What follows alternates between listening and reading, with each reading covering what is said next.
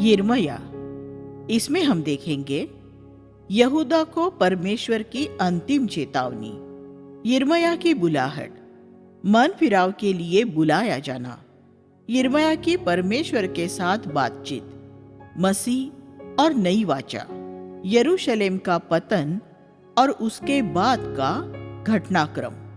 यिर्मयाह ने यहूदा के दक्षिणी राज्य में 40 साल तक प्रचार किया। यहूदा को बंधुआई में भेजने से बचाने के लिए वह परमेश्वर द्वारा भेजा गया अंतिम नबी था। यिर्मयाह ने अपनी पूरी कोशिश की कि यहूदा के लोग उनके पापों से मन फिरा ले और परमेश्वर के न्याय का सामना करने से बच जाए, लेकिन वह सफल न हो सका। सपन्या, हबक्कुक, दानिएल और एहजकेल उसके समकालीन नबी थे। यिर्मयाह ने हालांकि बहुत दृढ़ता से बोला था, फिर भी वह एक कठोर व्यक्ति नहीं था। वह यहूदा के पापों के लिए गुप्त में रोता था।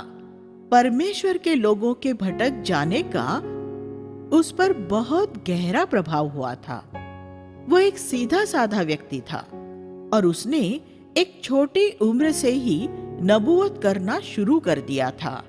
वह अपनी आत्मा में बहुत संवेदनशील था, लेकिन इसके साथ ही वह बहुत दृढ़ भी था। परमेश्वर के वचन का प्रचार करने वाले किसी भी व्यक्ति के लिए ये बहुत अच्छे गुण हैं। हृदय में सीधे साधे और दूसरों की भावनाओं के प्रति संवेदनशील होना, फिर भी सत्य का प्रचार करने में बहुत दृढ़ होना। इस नजरिए से यिर्मयाह यीशु की तरह था। यीशु भी बहुत सामान्य तरीके से रहा और वह भी दूसरों की पीड़ाओं के प्रति बहुत संवेदना से भरा रहता था और वह भी यरूशलेम के लिए रोया, जैसे यिर्मयाह भी यरूशलेम के लिए रोया था। एक बार जब यीशु ने पूछा, लोग क्या कहते हैं कि मैं कौन हूं? तो उन्होंने जवाब दिया, कुछ कहते हैं कि तू यिर्मयाह है। मत्ती 16वां अध्याय 13 और 14। वे ऐसा क्यों कह रहे थे? इसलिए क्योंकि यीशु और यिर्मयाह में बहुत समानता थी। ये यिर्मयाह के लिए बहुत सम्मान सूचक बात थी कि लोग यीशु को यिर्मयाह समझ रहे थे। यीशु रोया और उसने पीड़ा सही, क्योंकि परमेश्वर रोया और उसने पीड़ा सही। यिर्मयाह भी इस वजह से ही रोया था। हालांकि यिर्मयाह को अपने लोगों की बहुत चिंता थी और वह उनके बीच में परमेश्वर का मुख था, फिर भी उसके लोगों ने उसे गलत समझा। पिछली सभी पीढ़ियों में सारे सच्चे नबी गलत समझे गए हैं, सताए गए हैं और अस्वीकार किए गए हैं। लेकिन 40 साल तक नबूवत करने के बाद भी यिर्मयाह ने हार नहीं मानी। वह एक ऐसा मनुष्य होने का जबरदस्त उदाहरण है जो अपने जीवन के अंत तक दृढ़ रहा और परमेश्वर के प्रति सच्चा बना रहा। उसने अपने बहुत सी नबूवतें तहखानों में लिखी जो उस समय के कारावास होते थे, और उसने अनेक राजाओं के समय कालों में नबूवत की।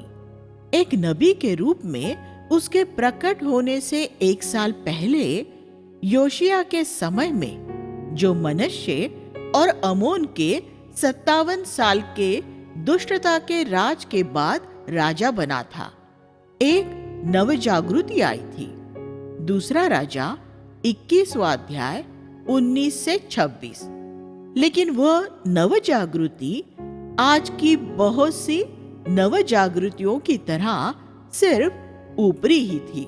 यिर्मयाह की पुस्तक में हम जो प्रमुख वाक्यांश पाते हैं वह है सेनाओं का प्रभु यहोवा। दूसरे नबियों ने भी स्वर्ग की सेनाओं के प्रभु के विषय में बोला है। इस वाक्यांश का यिर्मयाह में 82 बार उल्लेख किया गया है। यिर्मयाह की बुलाहट। परमेश्वर ने जब यिर्मयाह को बुलाया तब वह उसकी किशोरावस्था में ही था। पहला अध्याय 5 और 6। और उससे कहा, गर्भ में तेरी रचना से पहले मैं तुझे जानता था और तेरे उत्पन्न होने से पहले मैंने तेरा अभिषेक किया और तुझे जाति जाति के लिए नबी नियुक्त किया। परमेश्वर यिर्मयाह को तब से जानता था जब उसकी माता के गर्भ में उसकी देह की रचना भी नहीं हुई थी। आजकल ये बड़ा विवाद चल रहा है कि एक भ्रूण मनुष्य होता है या नहीं। यहाँ हम एक ऐसा पद पाते हैं जो इस विवाद को हमेशा के लिए खत्म कर देता है, क्योंकि परमेश्वर कहता है कि वह यिर्मयाह की रचना से पहले ही उसे जानता था। यिर्मयाह जब उसकी मां के गर्भ में एक सूक्ष्म बिंदु ही था, तब से परमेश्वर ने उसे जाना और नबी होने के लिए नियुक्त किया। हमारे लिए ये बहुत उत्साहजनक बात है, ये जानना कि हम जब अपनी मां के गर्भ में एक सूक्ष्म बिंदु ही थे, परमेश्वर की हम पर तब से नजर लगी है। उसके पास जैसे यिर्मयाह के जीवन के लिए योजना थी, वैसे ही हमारे जीवन के लिए भी है। जरा कल्पना कीजिए, जब यिर्मयाह उन सारी मुसीबतों में से गुजर रहा था, तब इस विचार ने उसे कितना उत्साहित किया होगा। मैं अभी बहुत सी मुश्किलों में घिरा हूँ, लेकिन परमेश्वर मुझे तब से जानता है जब मेरी माता के गर्भ में मेरी रचना भी नहीं हुई थी, और उसने मेरे जीवन के लिए योजना बनाई थी और वो योजना पूरी होगी। मैं पूरी तरह परमेश्वर को ही अर्पित होकर रहूंगा। हम सब भी जब परीक्षाओं का सामना करें तो हमें भी ऐसा ही सोचना चाहिए। परमेश्वर ने आपके जन्म से पहले ही आपको चुना है और आपके जीवन के लिए उसकी योजना पूरी होगी, इसलिए कभी निराश न हो। फिर यिर्मयाह ने कहा, हे प्रभु यहोवा, देख मैं तो बोलना भी नहीं जानता। ये एक अद्भुत बात है कि परमेश्वर ऐसे लोगों को नबी होने के लिए चुनता है जो लोगों के बीच खड़े होकर एक अच्छे ढंग से बोलना नहीं जानते। मूसा भी ऐसा ही था। उसने भी यही कहा था, प्रभु मैं बोलने में बहुत भद्दा हूँ।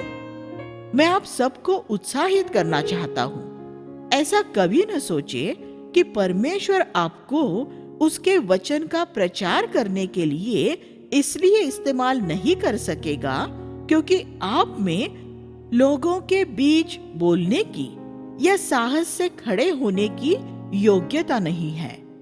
प्रभु ने मूसा से कहा, मनुष्य का मुंह मैंने ही बनाया है, तब क्या मैं उससे बुलवा नहीं सकता? निर्गमन 4 अध्याय 10 और 11। अगर आप परमेश्वर को आपको तोड़ने देंगे और उसके पवित्र आत्मा से आपको भरने देंगे, तो वह आपको उसका प्रवक्ता बना सकता है। ये सब इस पर निर्भर करता है कि आप परमेश्वर के साथ कैसे चलते हैं। एक युवा मसीह के रूप में मैं एक शर्मीला और अपने आप में बड़ा संकोची व्यक्ति था, लेकिन जब परमेश्वर ने अपने पवित्र आत्मा से मेरा अभिषेक किया, उसने मेरे द्वारा बात करनी शुरू कर दी। वो आपके साथ भी ऐसा ही कर सकता है। एक बात और है, प्रभु से कभी ये ना कहे, प्रभु मैं तो अभी छोटा हूँ। अगर परमेश्वर आपको बुलाता है और आपको अपने लिए अलग करता है, तो आपकी उम्र से कोई फर्क नहीं पड़ेगा। प्रभु की सेवा शुरू करने के लिए आपको पहले बूढ़ा होने का इंतजार करने की जरूरत नहीं है। आप अपने हृदय में जैसे ही एक बोझ पाए तो पवित्र आत्मा से भरे जाने के लिए परमेश्वर के मुख के दर्शन के खोजी बन जाए और आगे बढ़कर परमेश्वर के वचन का प्रचार करे। प्रभु ने यिर्मयाह से कहा, मत कह कि मैं बालक हूं, क्योंकि जहां कहीं मैं तुझे भेजूं वहां तू जाएगा और जो कुछ मैं तुझे आज्ञा दूं वही तू कहेगा। 1:7। और फिर प्रभु ने उससे वह शब्द बोला जो वह अक्सर अपने नबियों से बोलता है, तू उनसे भयभीत न हो, क्योंकि उनसे छुड़ाने के लिए मैं तेरे साथ हूं। 1:8। यही वह सबसे अनुकूल बात थी जो सभी सच्चे नबियों के लिए एक सच्चाई थी कि प्रभु उनके साथ था। इसलिए वे किसी मनुष्य से नहीं डरते थे। हमें आज भारत में प्रभु की इसी तरह से सेवा करने की जरूरत है। हम ये सुनिश्चित करें कि प्रभु हमारे साथ है। प्रभु ने यिर्मयाह के मुख को छूकर उसे कहा, देख, मैंने अपने वचन तेरे मुख में डाल दिए हैं। 9। परमेश्वर ने यशायाह के साथ भी ये किया था। ध्यान दे कि प्रभु ने यिर्मयाह को कैसी सेवकाई दी थी। यहाँ 6 प्रकार की गतिविधियों का उल्लेख किया गया है। उखाड़ना, ढाना, नष्ट करना, पलट देना, निर्माण करना और रोपना। 1:10। इनमें से 4 नकारात्मक है और 2 निर्माण करना और रोपना सकारात्मक है। यिर्मयाह को पहले पुराना ढांचा गिराना था और उसकी जगह परमेश्वर का ढांचा खड़ा करना था। ये एक आसान काम नहीं होता। एक खाली जमीन पर कुछ खड़ा कर देना ज्यादा आसान होता है। जो उस समय यहूदा की स्थिति थी, आज अधिकांश मसीहत की भी यही दशा है। मसीही जगत में ऐसे बहुत से विशाल ढांचे खड़े हो चुके हैं जो परमेश्वर के वचन के अनुसार नहीं है। एक नबी जो ऐसी परिस्थिति में परमेश्वर के वचन के साथ आता है, उसे अनंत मूल्यों वाला कुछ भी बनाने या रोपने से पहले बहुत सी बातों को उखाड़ना, ढाना, नष्ट करना और पलटना पड़ेगा। ज्यादातर प्रचारक एक बुलडोजर के साथ निकलकर ये काम नहीं करना चाहते। वे पुराने वस्त्र पर नए कपड़े का पैबंद लगाना चाहते हैं, लेकिन प्रभु कहता है, नहीं, तुझे पुराना वस्त्र फेंक देना है। तुझे पुराने ढांचे को पूरी तरह नष्ट करना है और पूरी तरह से एक नई बात के साथ सब नया करना है। मत्ती 9:16। अगर आप ऐसा नहीं करेंगे तो आप वह नहीं बना पाएंगे जो परमेश्वर चाहता है कि आप बनाएं। परमेश्वर ने यिर्मयाह को ये कहते हुए उत्साहित किया, वे तेरे विरुद्ध उठकर लड़ेंगे, लेकिन तुझ पर विजयी नहीं होंगे, क्योंकि बचाने के लिए मैं तेरे साथ हूं। 1:19। अध्याय 2 से 45 में हम यहूदा के लिए की गई अनेक नबूवतें पाते हैं। फिर अध्याय 46 से 52 तक हम दूसरे देशों के लिए बहुत सी नबूवतें पाते हैं। हम इन्हें संक्षेप में ही देखेंगे। मानो शब्द रचना की एक पहेली में कुछ अक्षर रख देंगे, बाकी पहेली शब्द रचना को आप स्वयं ही पूरा कर लेना। मन फिराव की बुलाहट। अध्याय 2:13। मेरे लोगों ने दो बुराइयां की है। परमेश्वर ने जिन दो बुराइयों का दोष उन पर लगाया वे थी, सबसे पहले उन्होंने जीवन जल के सोते को परमेश्वर को ही त्याग दिया था, और दूसरा उन्होंने अपने लिए हौज पात्र मूर्तियां बना ली थी, ऐसे पात्र जिनमें छेद थे और जो टूटे हुए थे, जिनमें जल नहीं रुक सकता था। अध्याय 3 में यिर्मयाह ने व्यभिचारी यहूदा और भटकने वाले इज़राइल के विषय में बात की है। इज़राइल वह उत्तरी राज्य था जो 100 साल पहले बंधुआई में जा चुका था। यिर्मयाह और उसके समय के नबियों का जो मुख्य बोझ था वह यहूदा के लोगों को ये बताना था, तुम्हारी बहन इज़राइल ने उसके पास भेजे नबियों की नहीं सुनी, परमेश्वर ने उन्हें बंधुआई में भेज दिया है। क्या तुमने इसमें से कुछ सीखा? यहूदा ने इसमें से कोई पाठ नहीं सीखा था। वे लगातार यही कहते रहे, हम उनके जैसे नहीं हैं, हम उनसे अच्छे हैं, हमारे साथ ऐसा नहीं होगा। आज हमारे सीखने के लिए इसमें कौन सा पाठ है? प्रोटेस्टेंट मसीहत मुख्य रूप से दो भागों में बटी हुई है। एक तो नियमित परंपरागत मुख्य धारा की विभिन्न मतों वाली डिनोमिनेशनल कलीसिया है। हम उन्हें इज़राइल के उत्तरी राज्य जैसी कह सकते हैं। फिर ऐसे गैर परंपरावादी समूह हैं जो अपने आप को अलग हुई मंडलियां कहते हैं। शुरू में जब इन समूहों ने अपने आप को अलग किया था, तब उन्होंने वह एक अच्छे उद्देश्य से किया था। वे पाप और संसार के साथ समझौता करने से अलग रहना चाहते थे और प्रभु में एक पवित्र साक्षी होना चाहते थे। लेकिन क्या उन्होंने मुख्य धारा की परंपरागत कलीसियाओं से कुछ सीखा? नहीं।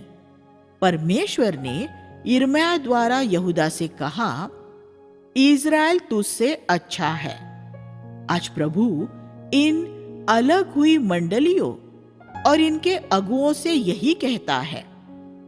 मुख्य धारा के परंपरागत मतों के कुछ अगुए तुम तथाकथित अलग हुई मंडलियों के अगुओं से अच्छे हैं। ऐसा क्यों है कि ये नए अगुए कोई पाठ नहीं सीखते? क्योंकि ये भी वही कहते हैं जो यहूदा ने कहा था, जो दूसरों के साथ हुआ है वो हमारे साथ नहीं होगा। इस प्रकार नए समूह भी भटकते हैं और उनका भी वही हाल होता है।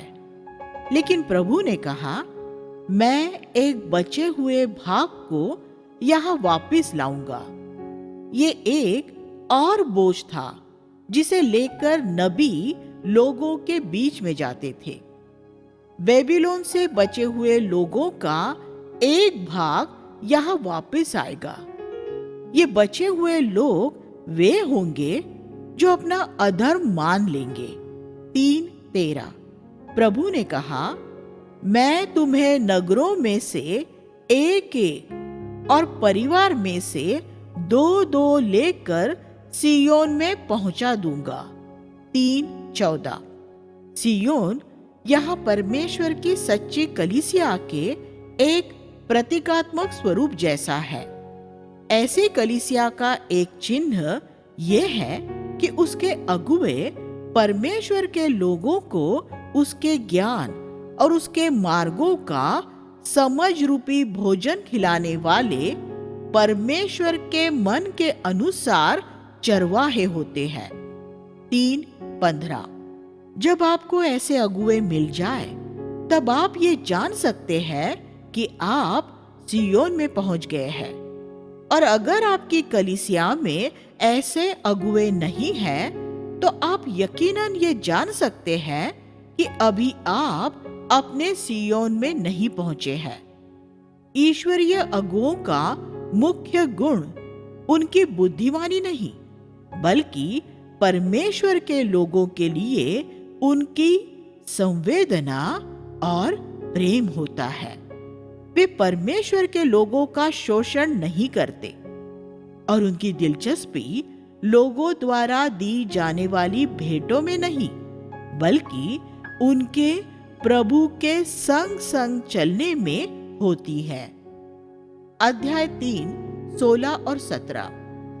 तब फिर लोग कभी ये न कहेंगे परमेश्वर की वाचा का संदूक, बल्कि वे परमेश्वर के सिंहासन की बात करेंगे। दूसरे शब्दों में, सियोन में वे प्रतीकात्मकता की नहीं, वास्तविकता की बात करेंगे। पुराने नियम में यह वाचा के संदूक का अंतिम बार उल्लेख किया गया है।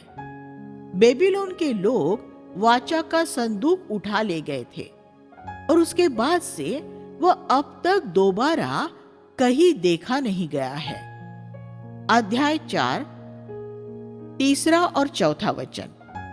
परमेश्वर ने यहूदा से कहा, अपनी पड़ती भूमि को जोत डालो और कंटीली झाड़ियों में बीज मत बो। प्रभु के लिए अपना खतना करो, हाँ, अपने हृदय का खतना करो। ये दीन होने की, टूटने की, पापों का अंगीकार करने की और मानवीय संसाधनों पर निर्भर न रहने की बुलाहट थी। अध्याय 4, 19। हे मेरे प्राण, हे मेरे प्राण, मैं वेदना में हूं। हाय मेरा हृदय धड़क रहा है। मैंने तुरही की ध्वनि और युद्ध की ललकार सुनी है। यिर्मयाह को यह एहसास हो गया था कि बेबीलोन की सेनाएं अब शीघ्र ही यहूदा को बंदी बनाने के लिए आने वाली थी और इससे वो बहुत बेचैन हो गया था। यिर्मयाह के हृदय में बड़ा बोझ था, क्योंकि वह अपने लोगों से बहुत प्रेम करता था। परमेश्वर ने उसे इस वजह से ही नबी बनाया था। इतना ही काफी नहीं होता कि परमेश्वर हमारे मुख को छूकर उसके लोगों के लिए हमें उसका प्रवक्ता बना देता है।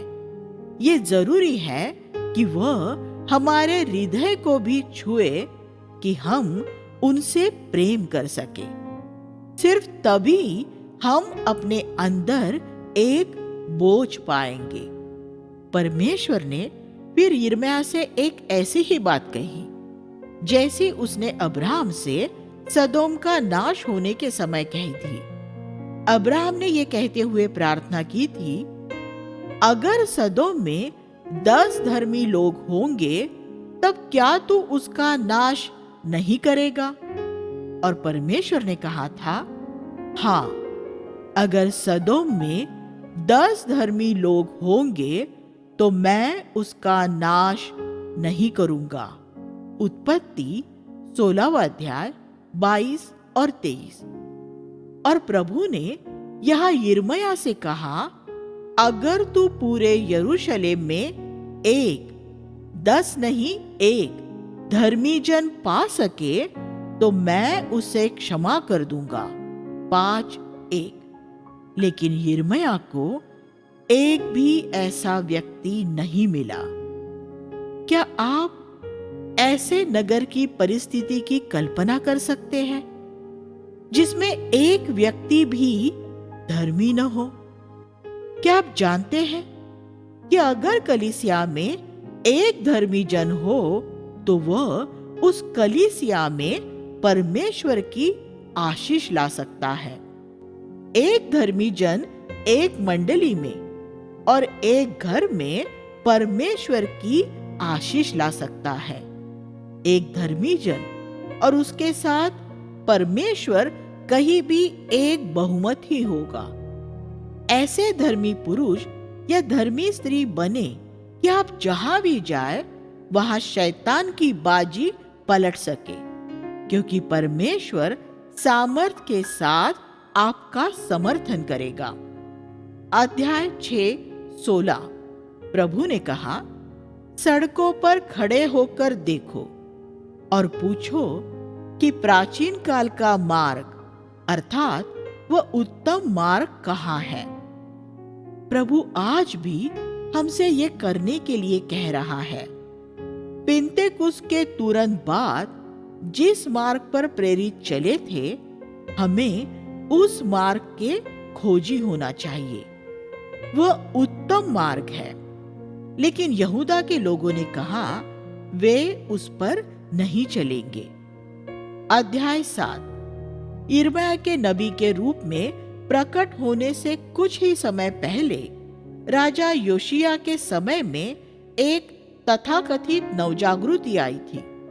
लेकिन जैसी नवजागृतियां आज होती है जो लोगों को नहीं बदलती, वह भी एक ऐसी ही सतही नवजागृति ही थी। प्रभु ने यिर्मयाह से कहा कि वह मंदिर के द्वार पर खड़ा होकर लोगों से ये बोले, उन छल भरी बातों पर भरोसा मत करो जो कहती है यही यहोवा का मंदिर है। पद 4 दूसरे शब्दों में, अगर तुम्हारे तौर तरीके नहीं बदलते हैं तो तुम्हारी धार्मिक भाषा से परमेश्वर प्रभावित नहीं होता है। अगर तुम चोरी, हत्या और व्यभिचार करते हो, मूर्तियों की पूजा करते हो और फिर आकर प्रभु के भवन में खड़े होकर ये कहते हो हमारा छुटकारा हो गया है, तो क्या वह छुटकारा ये सारे घृणित काम करने के लिए हुआ है? पद 9 और 10 यीशु ने पद 11 का ये कहते हुए उल्लेख किया था, क्या ये भवन जो मेरे नाम का कहलाता है डाकुओं की खो बन गया है? मत्ती 21:13 अब 2000 साल बाद प्रभु को फिर से ऐसे नबियों की जरूरत है जो कलीसिया में खड़े होकर यही बात बोल सके। क्या तुम अपने निजी जीवन में पाप में रहोगे, अपने आर्थिक व्यवहारों में बेईमान होगे और फिर परमेश्वर के भवन में आकर ये कहोगे हमारा छुटकारा हो गया है? हम परमेश्वर के संतानों के रूप में आनंद के लिए सुरक्षित हो गए हैं। ये पाखंड है। परमेश्वर के लोगों की जो दशा आज है वही यिर्मयाह के समय में भी थी। हम पहले ही ये देख चुके हैं कि कैन और हाबिल के समय से ही आत्मिकता और झूठी धार्मिकता की दो धाराएं शुरू हो गई थी। यहाँ हम ये देखते हैं कि धार्मिक लोगों के बीच में एक ऐसी तथाकथित नवजागृति आई जिसने उन्हें पाप से नहीं छुड़ाया। कोई भी नवजागृति जो लोगों को पाप से नहीं छुड़ाती, वह एक सतही और व्यर्थ नवजागृति है। ये लोग परमेश्वर की उपस्थिति में आते थे और साथ ही साथ आकाश की रानी के चढ़ावे के लिए भी रोटियां सेकते थे। 7:18 आज मसीही जगत में भी ऐसे करोड़ों लोग हैं जो उसकी आराधना करते हैं, जिसे वे स्वर्ग की रानी कहते हैं।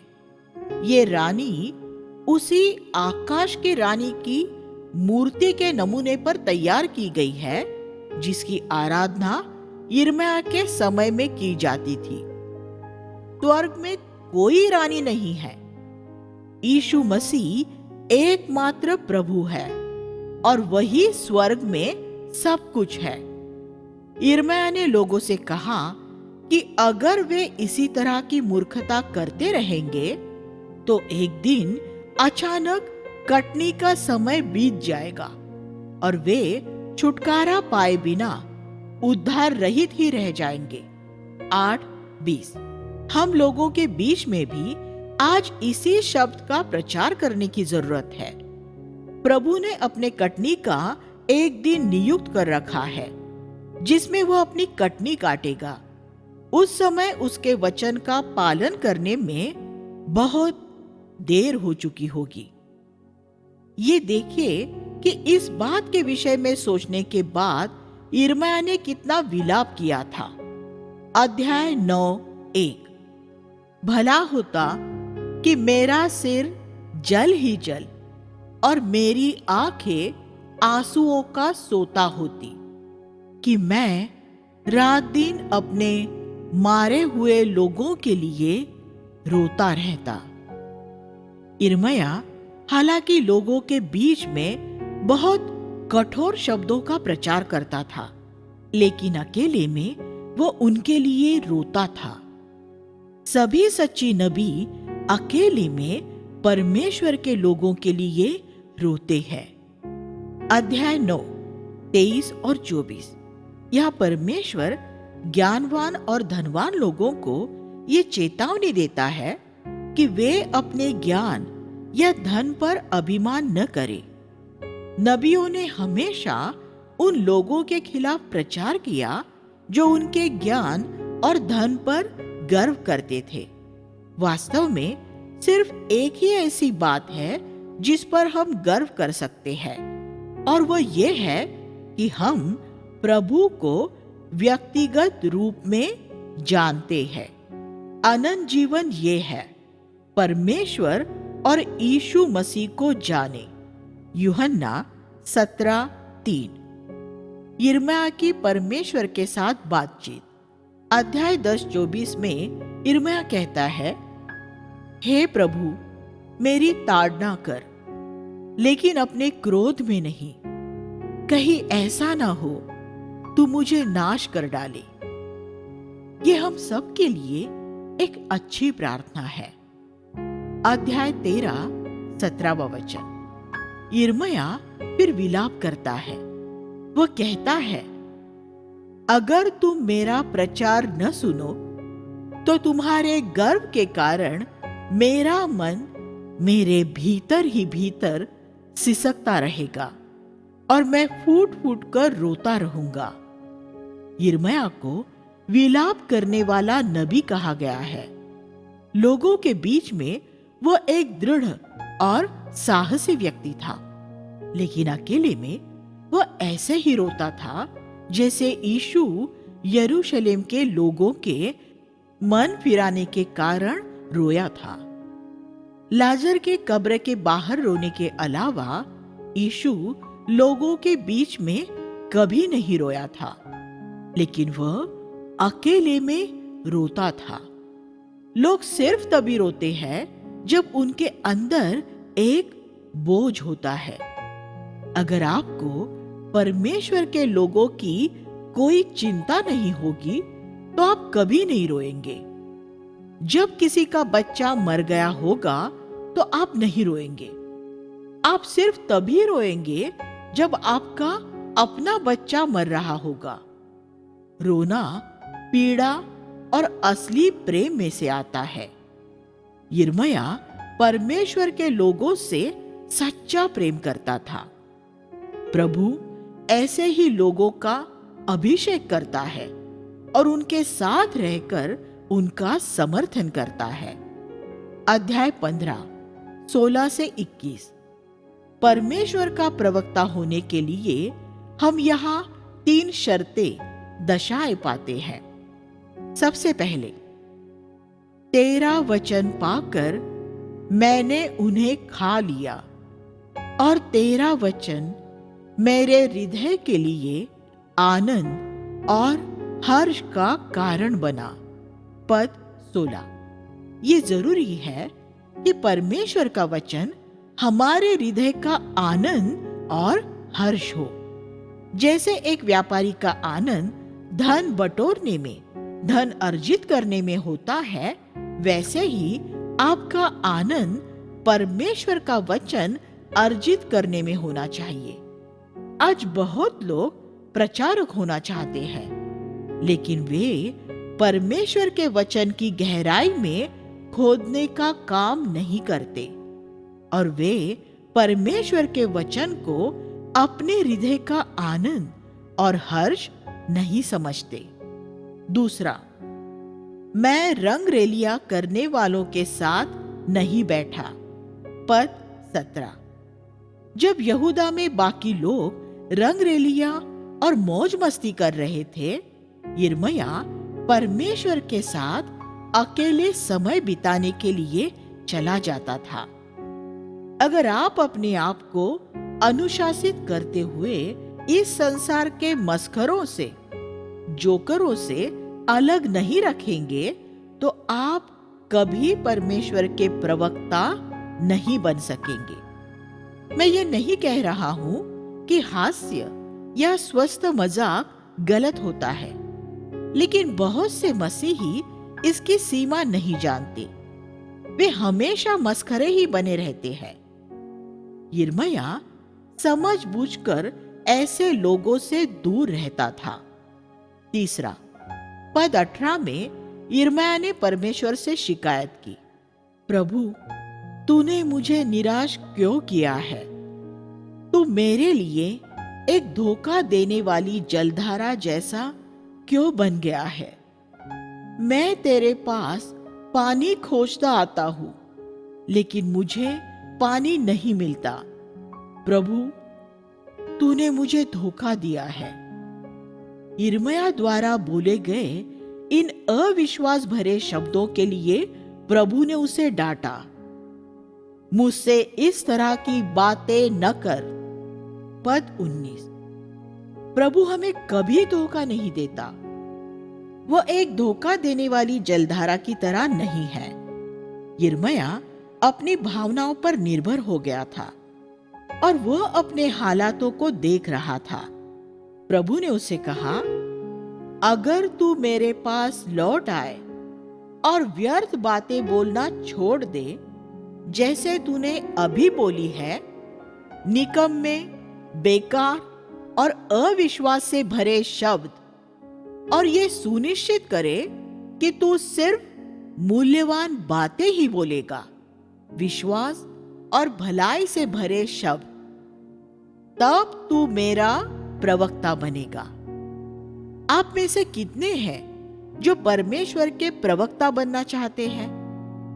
मैं ऐसे संदेशों का प्रचारक होने की बात नहीं कर रहा हूं जो आपने किसी पुस्तक में पढ़ लिया है, लेकिन परमेश्वर के प्रवक्ता होने की बात कर रहा हूं। अगर आप वो होना चाहते हैं, तो व्यर्थ लोगों की संगति में अपना समय नष्ट न करें, बल्कि अपना समय अपने हाथ में लेकर उसे परमेश्वर के वचन की गहराई में जाने में खर्च करें। यही आपका आनंद हो। अपनी बातचीत में निकम्मे शब्द न बोले, बल्कि हमेशा विश्वास के शब्द ही बोले, और आपकी वार्ता के वचन हमेशा मनोहर हो। तब परमेश्वर आपको उसका मुंह बना लेगा। परमेश्वर कोई पक्षपात नहीं करता। फिर परमेश्वर ने यिर्मयाह से कहा, तुझे लौटकर उनके पास नहीं जाना है, तुझे उनसे प्रभावित नहीं होना है, तुझे उन्हें प्रभावित करना है। वे तुझ पर कभी उनका प्रभाव न डालने पाए। 15:19 लिविंग बाइबल। संसार आपको कभी प्रभावित न करने पाए और भ्रष्ट मसीही जगत को भी आपको प्रभावित करने की अनुमति न दे। भटके हुए पास्टर और धन से प्रेम करने वाले प्रचारक आप पर उनका प्रभाव न डालने पाए। आप पर परमेश्वर का ही प्रभाव हो और फिर आप दूसरों को ईश्वरीयता की तरफ बढ़ने के लिए प्रभावित करने वाले बने। परमेश्वर की प्रतिज्ञा ये है कि वह हमें कासे की दृढ़ शहर पनाह बनाएगा, जिससे हम पर कोई प्रबल न हो सके। 15:20 हालेलुया। परमेश्वर का सेवक होने की बड़ी कीमत चुकानी पड़ती है। यिर्मयाह के मामले में उस कीमत का एक हिस्सा ये था कि उसे जीवन भर अविवाहित रहना पड़ा था। प्रभु ने उससे कहा, तू न तो अपने लिए कोई पत्नी ब्याह लाएगा और न इस स्थान में कोई बेटे बेटियां जन्माएगा। 16:2। पौलुस और यिर्मयाह जैसे कुछ लोग परमेश्वर द्वारा एकाकी जीवन बिताने के लिए बुलाए गए थे। ऐसे लोगों को वो बुलाहट स्वीकार करनी चाहिए। यिर्मयाह को तो किसी ऐसे घर में जाने से भी रोक दिया गया था जिसमें शोक या उत्सव मनाया जा रहा हो। 16वां अध्याय 5 और 8। नबियों को परमेश्वर की सेवा करने के लिए अपना खाना पीना भी अनुशासित करना पड़ता था।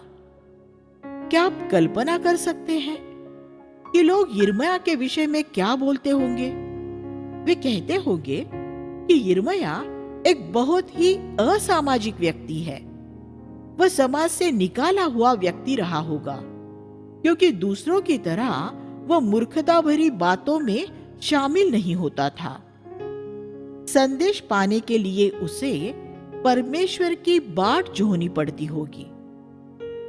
अनेक लोग कीमत चुकाना नहीं चाहते, लेकिन फिर भी परमेश्वर के प्रवक्ता होना चाहते हैं। ऐसे प्रचारक परमेश्वर के लोगों का कुछ भला तो नहीं करते, लेकिन उनका बड़ा नुकसान जरूर करते हैं। अध्याय 17 5 से 8 एक ऐसा बड़ा आशीषित भाग है जो हमें प्रभु में भरोसा रखने और मनुष्यों में भरोसा रखने के बारे में बताता है। प्रभु यिर्मयाह के द्वारा अपने लोगों से बोला, श्रापित है वो मनुष्य जो मनुष्यों पर भरोसा रखता और उसका सहारा लेता है, लेकिन धन्य है वो मनुष्य जो परमेश्वर पर भरोसा रखता है। वह उस वृक्ष के समान होगा जो नदी के किनारे लगाया गया हो। वह हमेशा हरा भरा और फलता फूलता रहेगा। प्रभु में भरोसा रखने का अर्थ पूरी तरह प्रभु पर निर्भर होना है, उसके सहारे से चलना है और मदद के लिए अपनी योग्यताओं या किसी मानवीय स्रोत पर भरोसा न रखना है। परमेश्वर अक्सर मनुष्यों को हमारी मदद के लिए इस्तेमाल करता है, लेकिन वो ये चाहता है कि हम सिर्फ उस पर ही निर्भर रहें। ऐसा विश्वास रखने वाला मनुष्य अपने जीवन में हमेशा फलवंत होगा। वो कभी सूखा हुआ न रहेगा। आप जब भी ऐसे व्यक्ति से मिलेंगे, वह आपको हमेशा तरोताजा मिलेगा, क्योंकि उसका भीतरी जीवन पवित्र आत्मा की नदी में से सींचा जा रहा है।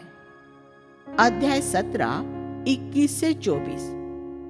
यिर्मयाह ने उन लालची लोगों को डांटा जो ज्यादा धन बनाने के लिए विश्राम दिन में भी काम करते थे। अध्याय 18। प्रभु ने यिर्मयाह को कुम्हार के घर में ले जाकर बर्तन बनाने के तरीके में से कुछ पाठ सिखाए। जब बर्तन कुम्हार के हाथ में बिगड़ गया तो उसने उसी मिट्टी से एक दूसरा बर्तन बना दिया। यह यहूदा को उत्साहित करने वाला शब्द था। उनके भटक जाने के बाद भी प्रभु उनके साथ वैसा ही कर सकता था, और प्रभु आपके साथ भी यही कर सकता है। ये हो सकता है कि आपने प्रभु की बात को अनसुना करने द्वारा अपना जीवन बर्बाद कर लिया हो। क्या आपको ऐसा लगता है कि आपके लिए अब कोई आशा नहीं बची है? तो यिर्मयाह अध्याय 18 पढ़े। आपके लिए आशा है। अगर परमेश्वर आपको दीन करने में सफल हो जाता है तो वह आपको अब भी अपनी महिमा के लिए उसका एक पात्र बना सकता है। वह पात्र उस कुम्हार के हाथ में क्यों खराब हो गया था? क्योंकि उसमें मिट्टी के कुछ ऐसे कठोर ठीकरे थे जो कुम्हार के हाथ में टूटकर चकनाचूर नहीं हुए थे। अगर आप परमेश्वर को आपकी कठोरता और गर्व तोड़ने देंगे, तो वह अब भी आपको उसकी महिमा के लिए एक उपयोगी पात्र बना सकता है। अध्याय 20 7 से 11। यह यिर्मयाह ये कहते हुए शिकायत करता है, प्रभु, तूने इन लोगों से मुझे अभी कोई भला शब्द बोलने की अनुमति नहीं दी है। हमेशा न्याय और सिर्फ न्याय की ही बात होती है। Living Bible. बहुत से लोग अपनी छवि एक ऐसे प्रचारक के रूप में बनाना चाहते हैं जो अपने संदेशों को बड़ा संतुलित रखते हैं। ये बात शिक्षकों के लिए तो ठीक हो सकती है, लेकिन कोई नबी कभी संतुलित नहीं होता। सभी नबी अपनी सेवकाइयों में असंतुलित थे। उन्हें परमेश्वर की तरफ से एक संदेश दिया जाता था और वे लगातार उसी संदेश का प्रचार करते रहते थे। यिर्मयाह ने दंड, न्याय के एक ही संदेश का 40 साल तक प्रचार किया था। मसीह की देह में भी परमेश्वर ऐसे नबी खड़े करता है जिनमें एक खास बोझ होता है। दूसरे मसीहों में वह बोझ नहीं होगा, लेकिन प्रभु एक नबी को अक्सर एक ही बोझ देता है। फिर अगर वह प्रभु का नबी बना रहना चाहता है, तो उसे उस बोझ के प्रति ईमानदार रहना होगा और उसे दूसरे भली इच्छा रखने वाले मसीहों को ये अनुमति नहीं देनी चाहिए कि वे उसे एक संतुलित सेवकाई की तरफ मोड़ दे। जिस दिन वह ऐसे दबाव में आकर टूट जाता है और संतुलित हो जाता है, तो वह अपनी पीढ़ी के लिए परमेश्वर का नबी नहीं रहता है। परमेश्वर ने यिर्मयाह को दंड, न्याय का एक ही संदेश दिया था, जिसमें यहूदा के लोगों के लिए एक भी कोमल शब्द नहीं था।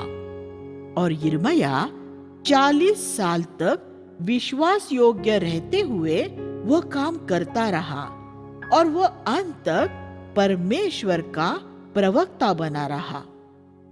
बहुत लोगों ने उसे मिटाने और उसकी निर्भसना करने की कोशिश की। 20:10। उसके नजदीकी मित्र भी उसके पतन की राह देख रहे थे, लेकिन यिर्मयाह को ये भरोसा था कि परमेश्वर एक सामर्थी योद्धा की तरह उसके साथ रहेगा और उसके सताने वाले ठोकर खाकर गिरेंगे और उस पर प्रबल नहीं होंगे और वे पूरी तरह लज्जित होंगे। यिर्मयाह के विश्वास के अनुसार परमेश्वर उसके साथ रहा और अंत में वही हुआ। परमेश्वर अपने नबियों को इसी तरह बचाए रखता है। मसीह और नई वाचा। अध्याय 23 5 और 6। यहाँ हम यिर्मयाह को प्रभु यीशु मसीह के आने की नबूवत करता हुआ पाते हैं। उसे यहाँ एक धर्मी अंकुर और परमेश्वर हमारी धार्मिकता कहा गया है।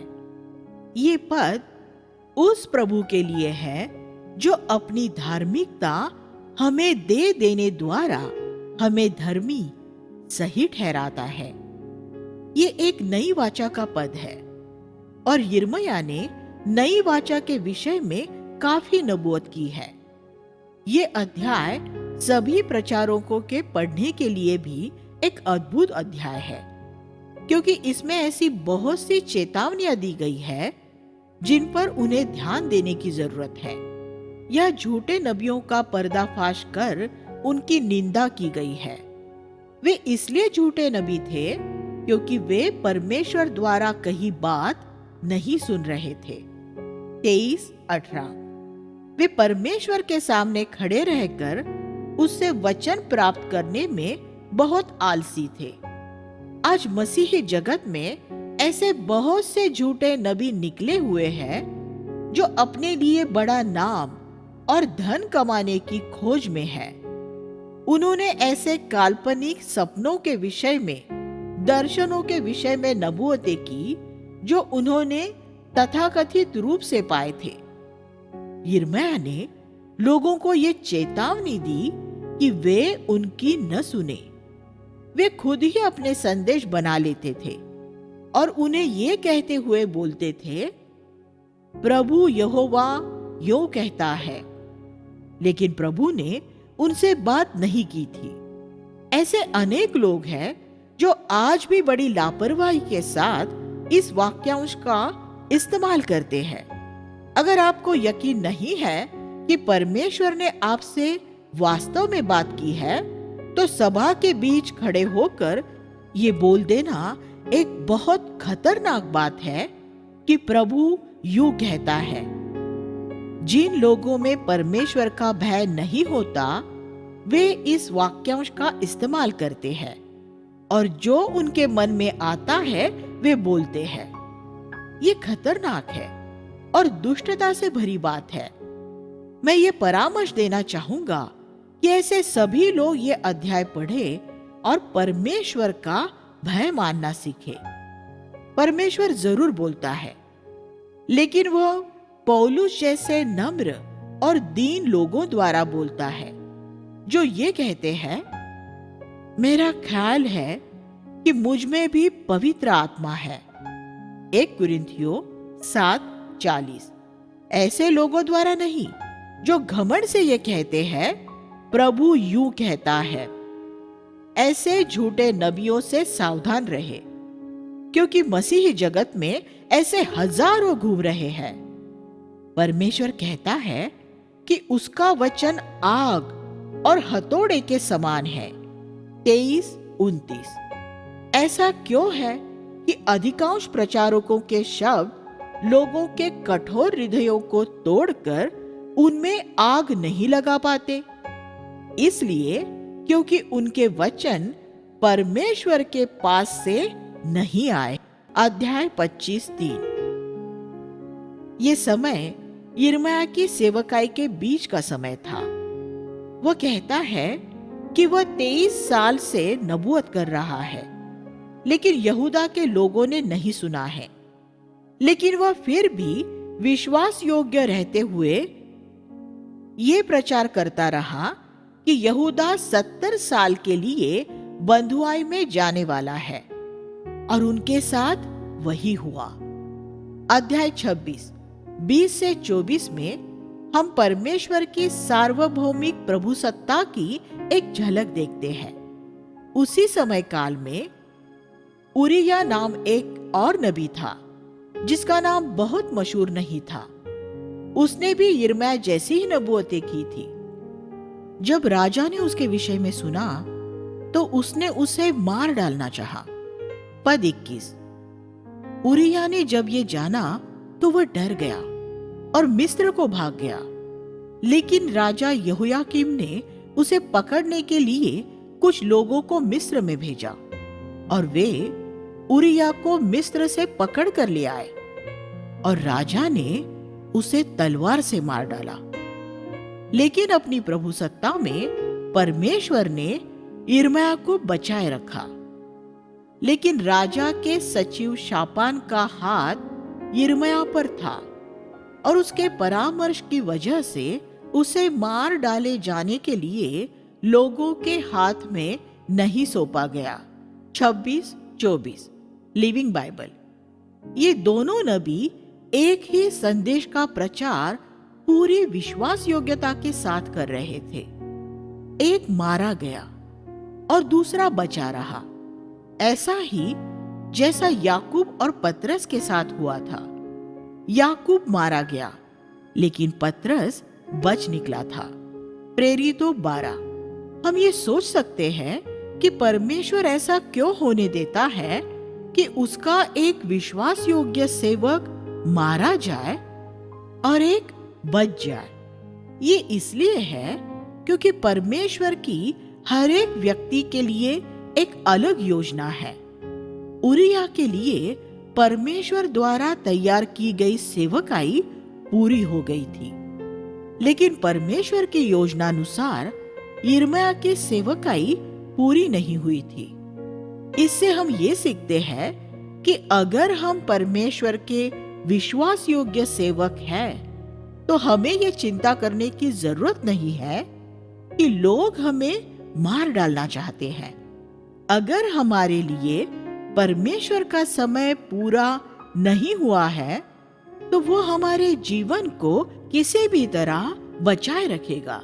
आप परमेश्वर के नियुक्त किए हुए समय से पहले नहीं मारे जा सकते।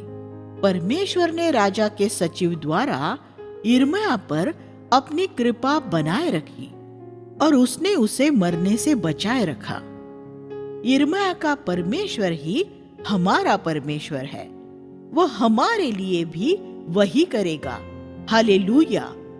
अध्याय 29 से 33 में हम भविष्य में इज़राइल के पुनःस्थापन और नई वाचा के विषय में पढ़ते हैं। यहूदा के लोग 70 साल तक बंधुआई में रहने वाले थे। 29:10 ये वह नबूवत है जिसे पढ़ने के बाद दानियेल बहुत उत्साहित हो गया था। दानियेल 9वां अध्याय 2 और 3। और दानियेल ने फिर वही किया जिसकी आज्ञा यिर्मयाह ने यहाँ अगले पदों में दी है। 29वां अध्याय 11 से 14। प्रभु ने कहा, तुम मुझे सच्चे हृदय से पुकारोगे और मेरे पास आकर मुझसे प्रार्थना करोगे, तो मैं तुम्हारी सुनूंगा। पद 13। बेबीलोन से यरूशलेम की ओर परमेश्वर के लोगों के जाने का रास्ता तब खुला जब परमेश्वर को एक ऐसा व्यक्ति मिला जिसने उसके पास आकर उसे सच्चे हृदय से पुकारा। दानियेल। और परमेश्वर के लोगों की आत्मिक बेबीलोन से आत्मिक यरूशलेम की यात्रा भी तब शुरू होगी जब परमेश्वर को ऐसे लोग मिलेंगे जो अपने पूरे हृदय से उसे पुकारेंगे। जो पूरे हृदय से परमेश्वर को नहीं खोजेंगे, वे उसे कभी नहीं पाएंगे, क्योंकि वह अपने खोजने वालों को ही प्रतिफल देता है। इब्रानियों 11:6 केजेवी। यिर्मयाह ने फिर कुछ झूठे नबियों के नाम जाहिर किए और परमेश्वर के लोगों को उनकी बात न सुनने की चेतावनी दी। 29वां अध्याय 21 से 32। झूठे नबियों के नाम जाहिर करने का डर यिर्मयाह में नहीं था। अध्याय 31:3 हमें उत्साहित करने के लिए परमेश्वर की ओर से ये बहुत सुंदर शब्द है। सनातन प्रेम से मैंने तुझसे प्रेम किया है, इसलिए करुणा करके मैं तुझे अपने पास ले आया हूँ। वह हमें अपने पास इसलिए नहीं ले आता क्योंकि हम किसी लायक हैं, बल्कि वह ये हमारे लिए उसके सनातन अपरिवर्तनीय प्रेम की वजह से करता है। अध्याय 32। यहाँ हम राजा सिदकिय्याह के आदेश अनुसार यिर्मयाह की गिरफ्तारी के विषय में पढ़ते हैं। जब वह कारावास में था, तब परमेश्वर ने यिर्मयाह से कहा कि वह अपने नगर में एक खेत मोल ले ले। उसे यह उस नबूवत की विश्वास योग्यता को प्रदर्शित करने के लिए करना था जो परमेश्वर ने उसके द्वारा की थी। जब आप ये जानते हो कि युद्ध की तैयारी चल रही है और पूरे देश पर शत्रु का कब्जा होने वाला है, तब मानवीय रीति से देखने पर ये एक मूर्खतापूर्ण काम था कि ऐसे समय में जमीन खरीदने जैसा कोई काम किया जाए। लेकिन यिर्मयाह ने अपने धन से वह भूमि खरीदकर लोगों के सामने ये प्रमाणित किया कि 70 साल बाद जब परमेश्वर के लोग लौटकर आएंगे, तब उसके संबंधी इस भूमि को अपने अधिकार में लेने पाएंगे। उसने अपना धन एक ऐसी बात पर लगाया था जो न्याय का समय पूरा होने के बाद टिकेगा। ये प्रकट होने वाला था। ये कुछ इस तरह की बात है कि हालांकि हम ये जानते हैं कि संसार में हमें ऐसा करने से कोई लाभ नहीं होगा, लेकिन फिर भी हम अपने जीवन और अपना धन परमेश्वर के काम में लगाते हैं। मानवीय रीति से देखें तो ये एक मूर्खता की बात है। कोई भी चतुर व्यापारी अपना धन किसी ऐसे काम में नहीं लगाएगा जिसका लाभ उसे इस पृथ्वी पर ही न मिले, लेकिन हम ऐसा करते हैं ये विश्वास रखते हुए कि हमें अपने कामों के अनंत लाभ मिलेंगे। यिर्मयाह ने ये विश्वास इन शब्दों में व्यक्त किया, प्रभु तेरे लिए कुछ भी कठिन नहीं है। 32:17। उसने ये बात जमीन खरीदने के संदर्भ में कही थी और परमेश्वर ने उसे ये कहते हुए जवाब दिया, देख मैं सब प्राणियों का प्रभु परमेश्वर हूं, क्या मेरे लिए कुछ भी कठिन है। 32:27।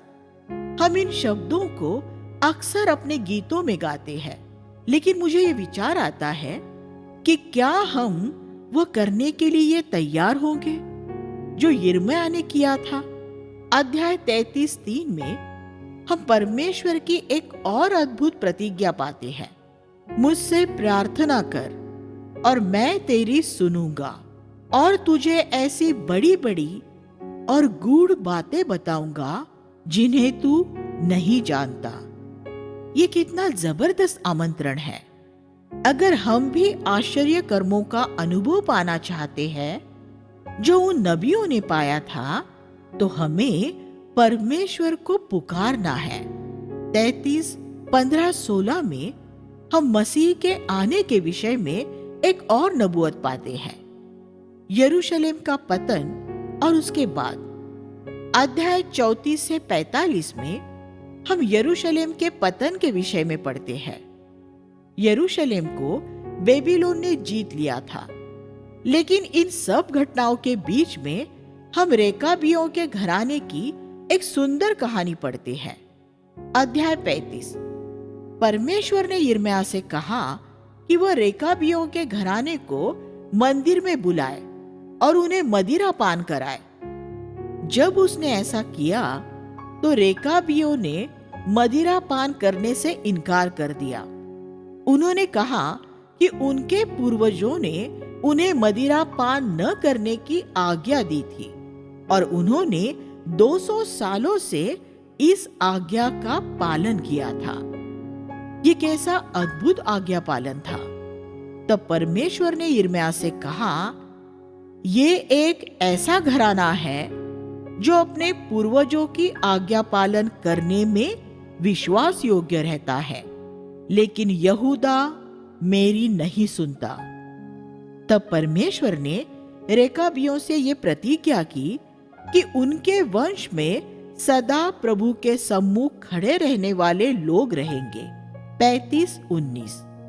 आज भी विश्वास से भटकने वाले अनेक लोगों के बीच में आपको एक न एक परिवार ऐसा जरूर मिलेगा जो परमेश्वर के प्रति विश्वास योग्य रहता है। ऐसे परिवारों के लिए परमेश्वर की स्तुति हो, जिनके माता पिताओं ने उन्हें परमेश्वर के मार्गों की शिक्षा दी है। अध्याय 36 में यिर्मयाह से पहली बार कुछ लिखने के लिए कहा गया। परमेश्वर ने उससे कहा कि वह एक पुस्तक लेकर उसमें लिखे। पद 2।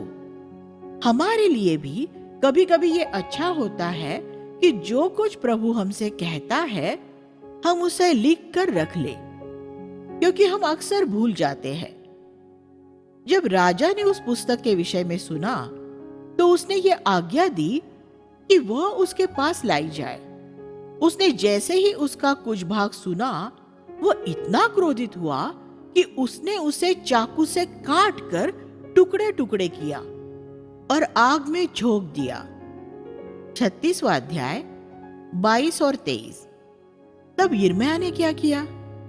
याद रखे कि जो पुस्तक राजा ने काट काट कर आग में जला दी थी, वो वही पुस्तक है जो हम आज बाइबल में पढ़ते हैं।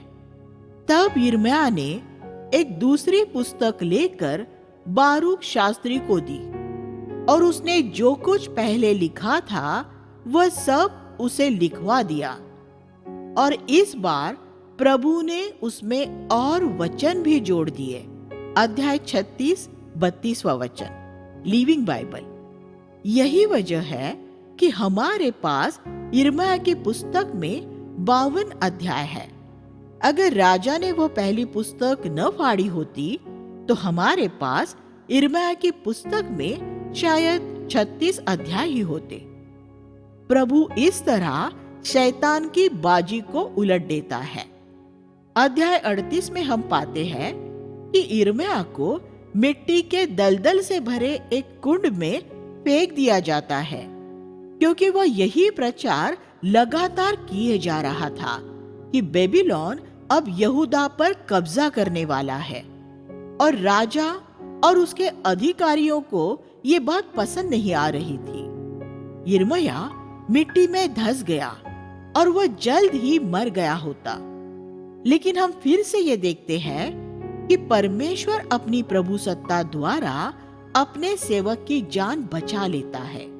एक कुशी पुरुष एबेद-मेलेक राजा के पास गया और उसने यिर्मयाह को कुंड में से निकालने की अनुमति मांगी।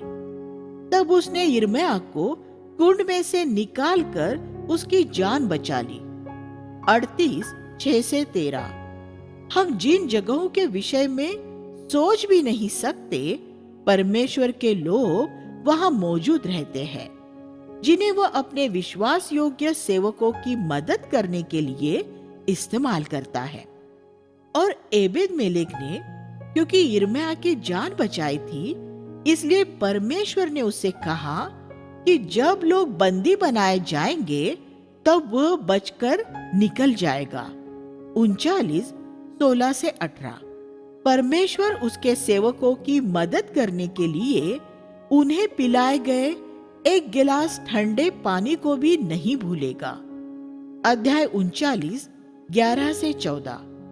नबूकदनेस्सर जब यरूशलेम आया तो उसने यिर्मयाह के विषय में सुना और उसने अपनी सेनाओं के प्रधान से कहा कि उसकी देखभाल करना और उसे किसी तरह की हानि न होने देना, बल्कि वह जो चाहे उसके लिए वही करना। ये वास्तव में एक अद्भुत बात है कि परमेश्वर ने अपने सेवक को उस समय के विश्व के सबसे शक्तिशाली शासक की भी कृपा का पात्र बना दिया था। परमेश्वर आज भी वही है और वह आज भी अपने सेवकों के लिए वही करेगा। तब अंगरक्षकों के प्रधान नबूजरदान ने यिर्मयाह से कहा, मैं तुझे मुक्त कर रहा हूं। अगर तू हमारे साथ बेबीलोन आना चाहे तो आ जा और मैं तेरी अच्छी देखभाल करूंगा। लेकिन अगर तू आना न चाहे तो कोई बात नहीं, फिर तू जहां जाना चाहे वहां जा सकता है। 40:4। उस मूर्ति पूजक मनुष्य ने यहूदा के लोगों से ज्यादा परमेश्वर के नबी की सराहना की। यीशु के समय के यूनानी लोग उससे मिलने के लिए उत्सुक रहते थे, लेकिन यहूदियों ने उसे सूली पर चढ़ाया। यूहन्ना 12:20-21। पिछली 20 शताब्दियों से लगातार ऐसा ही होता आ रहा है। मसीही लोगों ने उनके बीच में परमेश्वर द्वारा भेजे गए नबियों को पर्याप्त रूप में सराहा नहीं है। अगर यिर्मयाह चाहता तो वह बेबीलोन में एक सुख शांति का जीवन जी सकता था, लेकिन उसने वहां न जाने का और यहूदा के तुच्छ लोगों के बीच में ही रहने का चुनाव किया। बाद में जब उन्होंने मिस्र जाने के विषय में सोचा तो उन्होंने अपने लिए यिर्मयाह से परमेश्वर की इच्छा जान लेने को कहा और ये वादा किया कि जो कुछ परमेश्वर कहेगा वे उसका पालन करेंगे। जब यिर्मयाह ने उनसे कहा कि परमेश्वर चाहता है कि वे यहूदा में ही रहे और मिस्र न जाए, तो उन्होंने उसका विरोध करते हुए कह दिया कि परमेश्वर उसके द्वारा बात नहीं कर रहा है। अध्याय 42 और 43।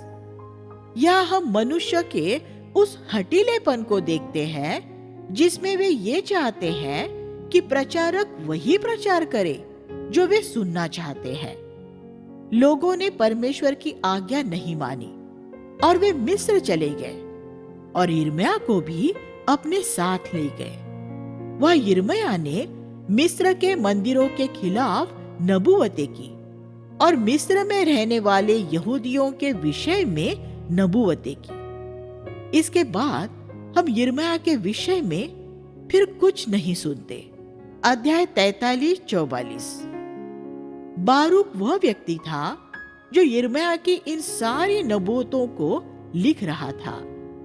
परमेश्वर ने यिर्मयाह के द्वारा बारूक को यह चेतावनी दी थी, ऐसी चेतावनी जिसे आज हम में से हर एक अपने ऊपर लागू कर सकता है।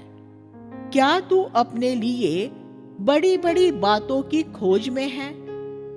उनकी खोज में मत रह। 45:5। हमारी सेवकाई में हमें अपने लिए किसी पद प्रतिष्ठा की खोज में नहीं रहना चाहिए। हमारी बुलाहट हमारे स्वामी की तरह तुच्छ समझे जाने और अस्वीकार किए जाने की है। नबूकदनेस्सर जैसे लोग हमारी सराहना कर सकते हैं, लेकिन परमेश्वर के ज्यादातर लोग उसके सच्चे नबियों की कभी सराहना नहीं करेंगे। अध्याय 46 से 51 में हम ऐसी अनेक नबूवतों के विषय में पढ़ते हैं जो परमेश्वर ने यिर्मयाह को यहूदा के आसपास के देशों का न्याय करने के विषय में दी, जिसमें वह दुनिया की भव्य शक्ति बेबीलोन भी शामिल था, जो यिर्मयाह के प्रति दयावान रहा था। एक सच्चा नबी भय और पक्षपात किए बिना सत्य बोलता है।